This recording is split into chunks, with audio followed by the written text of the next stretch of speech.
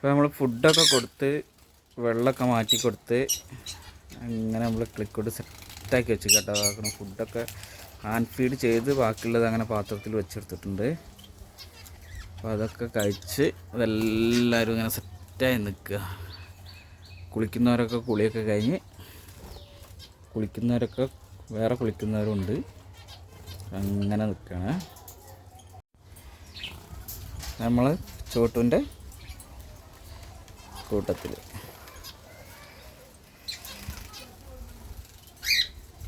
ചോട്ട് ഫുഡൊക്കെ കഴിച്ച് വയറ് ഫുള്ളായിട്ട് നമ്മളടുത്തേക്ക് ഇങ്ങനെ വരാൻ വേണ്ടിയിട്ട് കളിക്കുകയാണ്.